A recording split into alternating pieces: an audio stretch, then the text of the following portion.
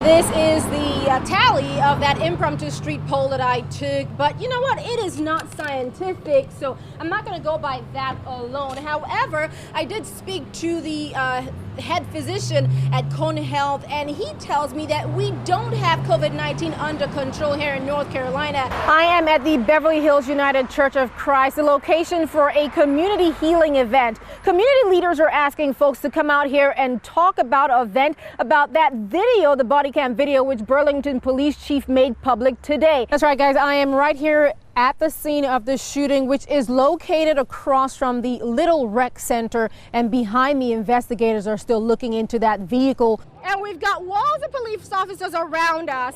We also see some of the protesters, more protesters going up that way, where the sheriff's deputies are lined up. And still happening behind me over on that side, you see the other line of Greensboro police officers. Good morning, Eastern North Carolina. It's Saturday, November 4th. Thanks for waking up with us. I'm adaure Achumba. Unseasonably warm temperatures across Eastern North Carolina for the first week of November, but a cold front could change all of that. Meteorologist Ashley Pratt is in the Storm Track 12 Weather Center with a first look at your forecast. Good morning, Ashley. Matt, Mumfest is here. Do we need to bring out our rain gear with us? All right, thanks, Matt. Now the rides are set up, the mums are out, and all that's left is for the crowds to pile into downtown New Bern for this year's Mumfest. It starts this morning at 10. News Channel 12's Nicole Griffin shows you what to expect this weekend. Very short and simple expression there about why he's seated up there. Again, it's a silent protest here. The officers came and asked him those questions, and they let him do his thing. He's not bothering anyone that we see. He's up there, and they're keeping an eye on him. You're inside your car, it's raining heavily, and all of a sudden, what you thought was a small pool of water starts rising. But you keep driving because it's not inside your car yet. Officials say that's a bad idea. All it takes is just 1 foot of fast rising water down here, and you're in trouble. Own a sewing machine, know how to cut, or just have extra fabric lying around the house. There are face mask sewing groups in the Triad that could use your help. A group who call themselves heirs of the Confederacy plan to hoist the Confederate flag right here where the Silent Sam statue once stood, but they were quickly outnumbered by anti-Silent Sam protesters, most of them students. Downtown Greensboro residents and businesses are already looking ahead to when the project will be completed so that they can get to meet the people who will work there and shop there. But for now, we have to get through today, and as you can see, those shovels are lined up and ready. In about 30 minutes, we are going to kick off the project with a groundbreaking ceremony. Snow hasn't started accumulating on the highway, but over where I'm at, you can see there's grass here. You pack the snow a little bit together and make a nice stack. You can make a struggle snowman, even start a snowball fight. But here's a truck behind me. That truck is going to be leaving anytime soon, but they had to get a thumbs up to go start salting the roads. Nearly 30 hours. Search crews have been launching from right behind me here, trying to find that missing teenager. Authorities say Cheyenne Sizemore has been missing since 1:30 p.m. Sunday afternoon. And Forsyth County was one of the few counties in North Carolina that recorded a problem with the precinct in Miller Park Recreation having to be extended for about 40 minutes. But really, it was just a slight change, an adjustment there for the voters there. Just about 11 people needed to use that extra time, as we were told. I'm live in Forsyth County. adaure Achumba, WFMY News 2. I am at the Beverly Hills United Church of Christ, the location for a community healing event. Community leaders are asking folks to come out here and talk about an event, about that video, the Bodycam video, which Burlington Police Chief made public today. The department released a nearly 10-minute long video, mashed up, edited, and with some text for context. So how did we get here? Well, it all started a week ago today when 4 police officers tried to arrest 41-year-old Bobby Harvey. The video released at 10 a.m. today shows police officers arriving Daly Street looking for a suspect who just assaulted a woman about 3 blocks away. They encounter a man who police say matched the suspect's description. What's your name? Terry. Terry? Yeah. Okay, so if I pull up a picture of you, that's what it's going to say? Yeah. Okay. His name, we now know, was actually Bobby Harvey. The officer asks Harvey to step to his car. They engage in a brief chat, and then... I'm detaining you, okay? I'm detaining you. Put your hands behind your back. Okay. All right. Hey, stop! As the officer goes to handcuff Harvey, a struggle ensues, knocking a body cam to the ground. The one and the other officer continues recording and shows when Harvey is tased. Get on the ground! Stop! Stop! Stop! Man! Stop, man! Take your voice. You're killing me! You're killing me! Harvey is on the ground when the bystander's video begins. 45 seconds into that witness video, the officer says Harvey took control of his taser and shocked him. The officer is then seen punching Harvey. In the video, you can hear bystanders reacting. Two more officers arrive on the scene and their body cams are rolling too. At this point, an officer says Harvey is biting him. He's biting me! He's biting me! I got his hand! Officers are finally able to restrain Harvey, and we see bite marks on one officer's hand. I'm done. Now, we reached out to Bobby Harvey's family. They say they're consulting with their lawyer, but Burlington Police Chief says he showed the video to the family as well as some community leaders before making it public. The local Alamance County NAACP chapter, which has been involved in this case, said that they are satisfied with the transparency so far, but they are looking forward to the police department's investigation into the officer's handling of the arrest. Yeah, I put that very same question to folks here in downtown Greensboro, and I got the sense that many of them are already having that same conversation. Yes or no, should North Carolina return to phase 1? No. No, I don't believe so.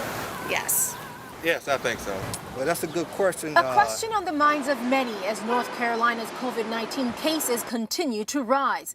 Some say no because we need to get the economy going. It seems like everyone is taking precautious measures to stay away from each other. The restaurants right now are engaging in social distancing, and they're also cleaning like crazy. For some, though, it's not an easy answer. The numbers are still going up. My thing is individuals being safe. So you're saying yes, no, maybe? I'm saying there's a possibility. I think they definitely are trending upwards, so I'd want to look at that a little bit more, but I'm definitely not in the no category. I'm not sure about yes, but I'd probably say maybe at this point.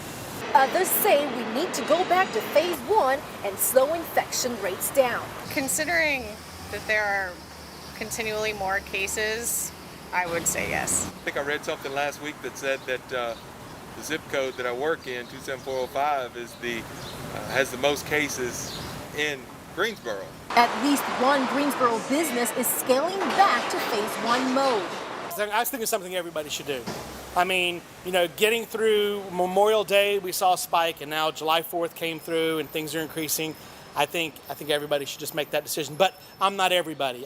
And this is the tally of that impromptu street poll that I took. But you know what? It is not scientific, so I'm not going to go by that alone. However, I did speak to the head physician at Cone Health, and he tells me that we don't have COVID-19 under control here in North Carolina. And so in order to lower infection rates and keep them low, that we all need to do our part and make this a personal community project. News 2's Adaure Achumba is live in Greensboro. Adaure, you've been working all day to figure out who these people are and where they came from. 4 of those arrested protesters stood here yesterday alongside 50 other people. Now, police say they were in violation of the curfew, but one of them was also charged with possession of a weapon of mass destruction. Now, take a look at this video playing on your screen. It shows police arresting 33-year-old Victor Andreas Barrios of Greensboro. Previous court records show that he also lived in Randolph County. Police say they found flammable liquids in his backpack. They believe Barrios intended to use them to cause damage. Now, you also saw the dramatic arrest of 25-year-old Malik Davis. Now, he was the last protester left sitting atop the base of the Nathaniel Greene statue last night. I was fearful from the second I walked out my door knowing what I was going to do. Born in Hawaii, 25-year-old Malik Davis has lived in North Carolina since middle school and moved to Greensboro 3 years ago. He said at 7:45 Monday he chose a different way, sitting on the Nathaniel Greene statue downtown to protest the violence and the 8 p.m. curfew imposed by the city of Greensboro. I climbed up that statue and sat there for a peaceful protest, trying to show an example what a peaceful protest can be. Davis says he was moved by what happened to George Floyd and many black people across the U.S. And he wanted to speak up against police brutality and racial injustice. Walking outside my house, I might get shot. And that's for the color of my skin and nothing else. And that's something some people really don't understand. They don't realize that. And I'm just trying to have a conversation about that. It's a conversation he's familiar with at home and says it's his duty to lend his voice to the community's common cause. My family lives in Jacksonville, North Carolina.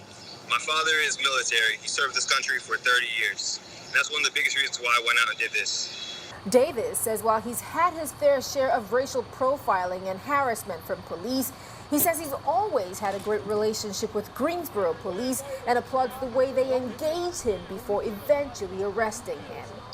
That situation could have gone so many different ways. And what I'm trying to do is show people that even though we're living in chaos and fear, that we can rise above that. In Greensboro, adaure Achumba, WFMY News 2. Yeah, just as Julie said, voters have just about an hour and a half left to vote in this primary election. Now, earlier in the day, I spoke to one voter who wouldn't let a little rain stop her from carrying out her civic duty. So I've been voting every year. Mama votes every year. She's 92 years old. We just left the doctor with a clean bill of health. Triad voters like 92-year-old Mornice Lee and her daughter woke up to a rainy Super Tuesday and almost didn't make it out to vote. Glad because we just left the restaurant and it was a little slippery out for her, and she said, I may have to skip voting if I have to get out. Well, we because I don't voted want to for... fall. And I said, Mama, they have curbside voting for handicapped or disabled or older people. That made it easier for her to cast her ballot. She didn't even get out of the car. Voters are seeing paper ballots for the first time in 15 years, and so far, so good. It's been a nice election.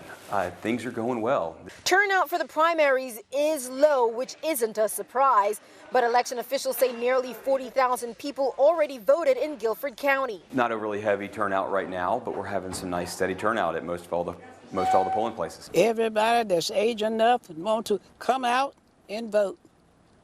It's important. Come out. It's very important. Wise words there from Miss Lee. Again, you have till 7:30 to get in line at your polling place and vote in this election. After today, though, the next election is in November, and officials say you can actually start registering to vote for that election as early as tomorrow. All right, and that's all the time we have with you this morning. Good Morning America is next.